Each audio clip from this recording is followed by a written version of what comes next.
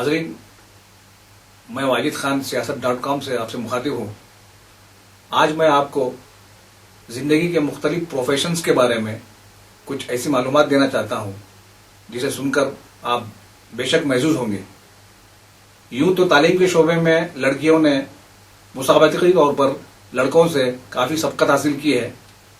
कोई इंजीनियर बन गया, कोई फोटोग्राफर बन गया, कोई मॉडल बन गया और किसी ने पेशा तिब के शोबे में कारहाय नुमाया अंजाम दिए। लेकिन मैं यहां जिक्र करना चाहता हूं एक ऐसी लड़की की जिसने कमर्शियल पायलट बनने को तरजीह दी और वर्षों से उसका यह ख्वाब आखिरकार शर्मिंदा ताबीर हुआ और उसने हवाई जहाज उड़ाने की अपनी इस ख्वाहिश को पूरा किया। यूएस और दीगर मगरबी ममालिक में ख़वातीन पायलट्स का चलन आम है, लेकिन पाकिस्तान और कुछ दीगर मुस्लिम ममालिक में हाल में कमर्शियल पायलट्स के लिए ख़वातीन का इंतखाब किया गया है। इस तरह अगर हम देखें तो हैदराबाद का नाम अब बहुत जल्द वर्ल्ड मैप पर आने वाला है और इस सिलसिले में हमने यहाँ मदऊ किया है सैयदा सलवा फातिमा को, जो बहुत जल्द कमर्शियल पायलट बनने वाली हैं। उन्हें हमने अपने स्टूडियो मदऊ किया है। मैं उनका यहाँ खैर मकदम करता हूँ।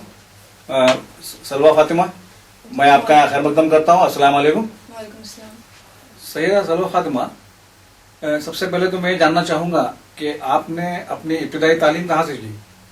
मैंने अपनी इब्तिदाई तालीम न्यू स्कूल आइज़म मलकपेट से की, जहाँ की प्रिंसिपल मिसेस अलिफिया हुसैन बहुत ही कोऑपरेटिव और बहुत ही इंस्पायरिंग लेडी है।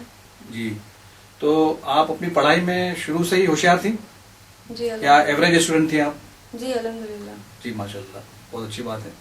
तो एसएससी करने के बाद आपने कॉलेज, कौन से कॉलेज में दाखिला लिया?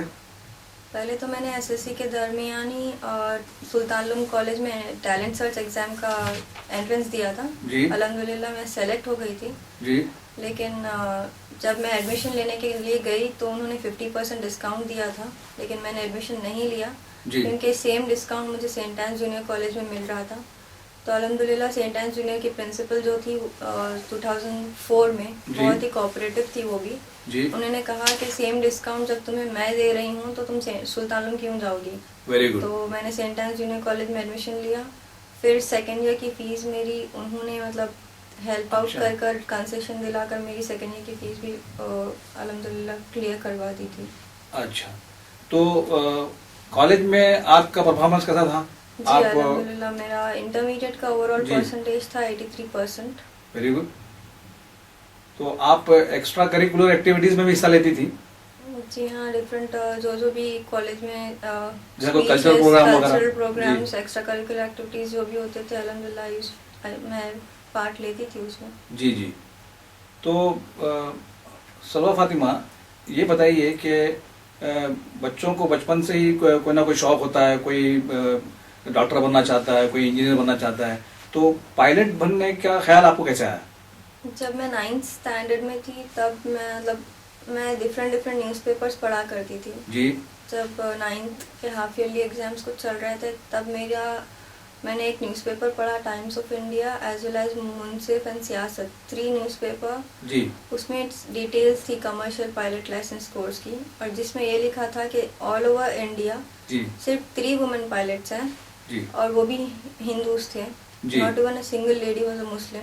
Very good. तो from that time I was having, मतलब पहले से बचपन से एक चीज थी कि कुछ अलग करना है, डॉक्टर और इंजीनियर तो नहीं बनना है। अच्छा। तब मैं 9th में थी तब मुझे पता चला कि एक चीज होती है कमर्शियल पायलट लाइसेंस जिसके रिक्वायरमेंट्स ये हैं, लेकिन परफेक्ट इन्फॉर्मेशन मेरे पास नहीं थी उस दरमियान। You wanted to become a commercial pilot, a Muslim commercial pilot rather? जी अल्हम्दुलिल्लाह। तो आपने फिर ये इन्फॉर्मेशन कहाँ से गैदर की? जब मेरा 10th स्टैंडर्ड हो गया तब मुझे ये तो पता था कि इंटरमीडिएट एमपीसी बैकग्राउंड होना कंपलसरी है। जी। और एमपीसी एक ऐसा ग्रुप है जहाँ से आप ऑल ओवर जो भी कोर्स करना चाहें कर सकते हैं। वेदर अगर आप बाईपीसी करते हो तो आपके पास 2 से 3 ऑप्शंस तो होते हैं, लेकिन वाइडर ऑप्शंस एमपीसी में होते हैं। तो मैंने एमपीसी तो ले लिया, लेकिन सकत नहीं थी, मुझे पता था कि मैं नहीं बन पाऊंगी, लेकिन फिर भी मैंने मतलब एमपीसी कोर्स कर लिया। अच्छा। जब मैं एमसेट अल्हम्दुलिल्लाह अल्लाह रास्ता बनाया, और जब मैं इंजीनियर मतलब एमपीसी के एंड में टू मंथ्स की ट्रेनिंग होती है, एमसेट क्रैश कोर्स, जी जी। जो आप ही के दफ्तर की तरफ से ऑर्गेनाइज की जाती है फ्री अच्छा। Of cost. जी जी जी। तो दीवान दियोड़ी में उसका सेंटर था, चार मीनार। जी जी। तो मैं ओल्ड सिटी को बिलोंग करती हूँ। जी जी। तो वहाँ पर एमसेट क्रैश कोर्स मैंने ज्वाइन किया। तब वेलकम सेरेमनी करनी थी मुझे आपके एडिटर जनाब जावेद अली खान की। जब जी। मैंने वेलकम सेरेमनी की, उन्होंने मुझसे सवाल किया कि आप क्या बनना चाहती हो। तो मैंने बोला कि मैं बनना तो पायलट चाहती हूँ, पायलट ट्रेनिंग करना चाहती हूँ, लेकिन मेरे डैड बेकरी में जॉब करते हैं, तो मैं नहीं समझती कि मैं कर पाऊँगी। तो इसीलिए जो मम्मी डैडी बोल रहे हैं कि मैं इंजीनियरिंग कर लूँ, जो उनके पास सख्त है मुझे इंजीनियरिंग बनाने की, तो इंजीनियर बन जाओ। तो मैंने बोला कि मैं इंजीनियर पायलट ट्रेनिंग करना चाहती हूँ, लेकिन जी। मेरे मॉम डैड इंजीनियरिंग करने के लिए बोल रहे हैं। तो जी। उन्होंने बोला कि जब एमसेट हो जाएगा मेरे दफ्तर आकर मिलना। जी। ये बात मैंने जाकर बताई मम्मी डैडी को, तो वो लोग बोले कि ठीक है, जो भी रास्ता बनाते हैं अल्लाह ताला, तुम उस मतलब हम लोग को कोई ऑब्जेक्शन नहीं है अगर हो जाता है बहुत इंतज़ाम। खूब। जी जी। तब मैं एमसेट में भी अल्हम्दुलिल्लाह मुझे रैंक अच्छा था। जी जी। उसके बाद मैं सियासत ऑफिस आई, जायद सर से मिली। उन्होंने मुझे बताया कि डिटेल्स मालूम करो क्या क्या पायलट ट्रेनिंग का रिक्वायरमेंट्स है। जी। इनिशियल रिक्वायरमेंट मेडिकल का होता है, तो उन्होंने बोला कि मेडिकल करवाने के लिए अल्हम्दुलिल्लाह एवरी स्टेप पर, मतलब हर स्टेप पर मुझे वही हेल्प आउट करते हैं, financially as well as inspiring. बहुत खूब। और उन्होंने मुझसे बात की, और फिर मम्मी डैडी से बात की कि मैं ऐसा करवाना चाहता हूँ। अगर अल्हम्दुलिल्लाह अगर ये क्लियर कर ली मेडिकल, और फिर अगर एग्ज़ाम्स क्लियर हो गए तो मैं करवाऊँगा।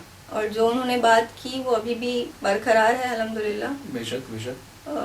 वो मुझे अपनी बेटी की तरह ट्रीट करते हैं, और जब भी मैं ऑफिस जाती हूँ तब बेटी की तरह ही देखते हैं। और अल्हम्दुलिल्लाह मैंने पहले तो मुझे इन्फॉर्मेशन मिल नहीं रही थी 2006 में, तो मेरे एजुकेशन में 1 साल का गैप आया, इन्फॉर्मेशन का परफेक्ट इन्फॉर्मेशन मिल नहीं रही थी। और जी। मेडिकल था और एंट्रेंस एग्ज़ाम्स, जो 3 एकेडमीज है हैदराबाद में, जी जी। वहाँ के एंट्रेंस एग्ज़ाम के शेड्यूल्स डिफरेंट थे, तो ऑल टुगेदर मुझे इन्फॉर्मेशन मिल नहीं रही थी। फिर जायद सर ने बोला कि मेरे एक दोस्त है कैप्टन रज़ा, जो इंडियन एयरलाइंस में जॉब करते हैं, उनसे जाकर मिलो, वहाँ पर परफेक्ट इन्फॉर्मेशन मिल जाएगी। तो तब आप मैं कैप्टन रजा से कब मिली? 2006 में मिली? 2007 की स्टार्टिंग में, जी। जैन मंथ में मिली। जी। तो उन्होंने बोला कि 3 एकेडमीज में टॉपेस्ट एकेडमी एविएशन एकेडमी है, जी जी। जो हैदराबाद में है, और उन्होंने खुद वहाँ से फ्लाइंग की है। Very good. तो उन्होंने बोला कि बहुत सारी मुश्किल आएंगी, 7 पेपर्स जो बहुत ही ज़्यादा डिफ़िकल्ट हैं वो क्लियर करने पड़ेंगे, और साथ ही साथ जो कॉस्ट है वो बहुत ही ज़्यादा है। जी। तब मैंने सारी बातें जायद सर को बताई। जायद सर ने बोला अल्लाह बहुत बड़ा है, देखते हैं क्या होता है, तुम आगे बढ़ो। वेरी गुड सैयदा सलाह। तो उसके बाद जो है आपकी जो उमंग थी पायलट बनने की, वो जी। किसी तरह भी सद नहीं हुई, और आप कैप्टन रजा के ये कहने पर कि आपको बहुत ज्यादा डिफिकल्टीज का सामना करना पड़ेगा, आपने हार नहीं मानी और आप आगे बढ़ती ही गई। मैंने हार नहीं मानी, और सब में बड़ा सपोर्ट मुझे जायद सर का था। जी। जब सामने से मुझे बोल रहे हैं कि मैं कोई दिक्कत आओ तुम बस मेहनत करो, पेपर्स पास करो, फ्लाइंग का मुझ पर छोड़ो, पैसे की टेंशन मत लो, ये उनके वर्ड्स थे। बहुत खूब। वर्ड्स थे, हैं, और वो अभी बरकरार हैं माशाल्लाह। तो अल्हम्दुलिल्लाह मैंने 131 आवर्स की फ्लाइंग कर ली है, अभी 69 आवर्स बाकी है। और मैंने अपनी सेल्फ स्टडी पर सारे पेपर्स क्लियर किए हैं, जो बहुत ही डिफिकल्ट होते हैं, जिसमें 70% मार्क्स पासिंग मार्क्स है out of 100 in multiple choice. ये सारे papers director general of civil aviation के थ्रू हैंडल होते हैं every 2 months। All together result आने तक का टाइम लग जाता है, तो इन अ ईयर 4 times एग्जाम हैंडल होता है एवरी सेंटर पर। अच्छा। कमर्शियल पायलट बनने के लिए मैक्सिमम कितने घंटे की उड़ान होना चाहिए? मैक्सिमम 200 आवर्स रिक्वायरमेंट है। हाँ। उसमें से आपने 7 पेपर्स हैं जी, 6 रिटन पेपर्स जी। अगर आपको एक एक्स्ट्रा एंडोर्समेंट चाहिए एयरक्राफ्ट का, जैसे कि मैं अगर सेस्ना 172 उड़ाऊं तो मैं इशू कर सकती हूँ लाइसेंस सेस्ना 172 पर, और एंडोर्समेंट चाहिए मुझे, तो एक एक्स्ट्रा पेपर लिखना पड़ेगा सेस्ना 152। अच्छा, so are you interested in writing that paper? I already wrote the papers. अच्छा, and you have cleared the papers. yeah. And one more difficult exam is radio telephony operator license. हाँ वो मिलना बहुत ही ज़्यादा मुश्किल है अभी और तभी भी जी। WPC लोग हैंडल करते हैं उसको। जी, तो आपके पास फिलहाल स्टूडेंट पायलट लाइसेंस है? जी, मेरे पास स्टूडेंट पायलट लाइसेंस है। तो और आपको रेडियो ऑपरेटर लाइसेंस भी है जो इनिशियल रिक्वायरमेंट होती है। अच्छा, रेडियो ऑपरेटर लाइसेंस भी है सोलो चलाने के लिए। सोलो चलाने के लिए जी। अच्छा, तो को पायलट के साथ भी आप कभी उड़ाने का इत्तेफाक हुआ आपको? इंस्ट्रक्टर होते हैं साथ में इनिशियल आवर्स में। अच्छा, फिर इंस्ट्रक्टर होते हमको हैं। सोलो रिलीज किया जाता है जी। जब वो कॉन्फिडेंट हो जाते हैं कि हम अकेले उड़ा सकते हैं वेरी aircraft गुड। को। हाँ तो इनिशियली मेरी फ्लाइंग कैप्टन विवेक अग्रवाल के साथ हुई थी। जी। फिर कैप्टन सुनील कुमार सिंह अभी फिल वक्त इंस्ट्रक्टर हैं AP एविएशन एकेडमी के। जी। और कैप्टन आशीष अग्रवाल अलग अलग इंस्ट्रक्टर्स होते अच्छा, हैं। अलग अलग होते हैं। तो मेरी इनिशियल फ्लाइंग 10-15 घंटे के बाद मुझे सोलो अकेले चलाने का मौका मिला। 15 घंटे के बाद? जी जी। और फिर अभी 131 आवर्स में मेरे 90 आवर्स सोलो है। 90 आवर्स सोलो? जी। अच्छा, तो ये हाल ही में सलवा फातिमा, आपको पता होगा कि एविएशन शो 2012 बेगमपेट, पुराने बेगमपेट एयरपोर्ट पे मुनाकिद हुआ था। तो हमें ये भी इत्तला मिली है कि आपको भी वहाँ पर इनवाइट किया गया था। तो can you tell me about something what happened over there? जी, जो एविएशन शो होता है इंडियन एयर शो जी 2012, उसमें मतलब हमारी एकेडमी को मतलब और हैदराबाद में जो भी एकेडमीज है जैसे कि राजीव गांधी, फ्लाईटेक और AP, वहाँ के स्टूडेंट्स को फ्री एंट्री होती है। राजीव गांधी, अच्छा हाँ जी, free free of cost entry होती है। हमारा कॉलेज के ID कार्ड पर हमें एंट्री मिलता है। Very good. डिफिकल्टी है स्टैटिक डिस्प्ले की, तो मुझे पास मिला था स्टैटिक डिस्प्ले का, तो मुझे एंट्री मिली थी स्टैटिक डिस्प्ले में। हाँ, जहाँ डिफरेंट एयरक्राफ्ट देखने को मिले। Very good.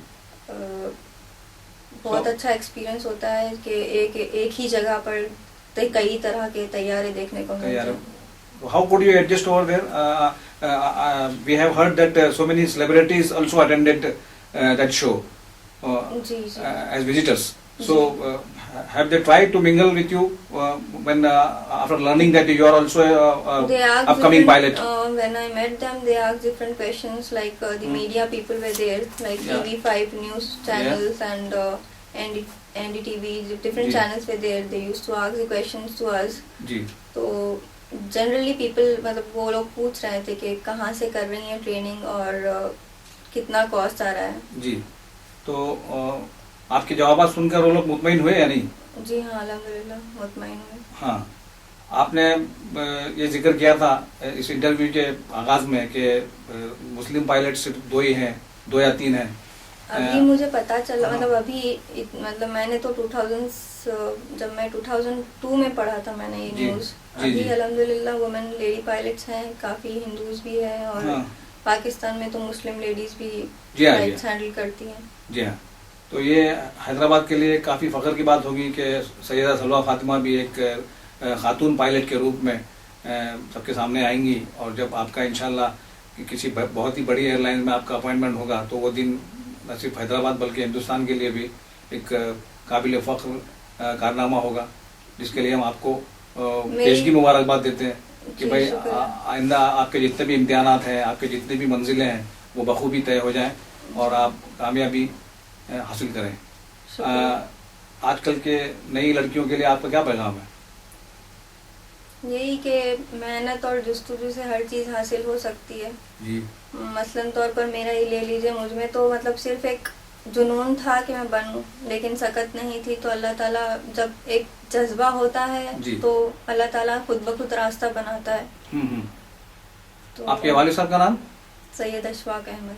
अच्छा, तो उन्होंने भी काफी आपकी हिम्मत अफजाई की, वालिदा और वालिद का अगर जी, साथ रहे तो। मुस्लिम होने के बावजूद भी मतलब जाहिर अंकल से बात कर कर उन्होंने कदम उठाया कि ठीक है, जी, जी। क्योंकि जनरली तो मुस्लिम्स में पढ़ाई के लिए लड़कियों को क्या करना है पढ़कर बोलते हैं, लेकिन मेरे वालिदैन ना बहुत चाहती हैं।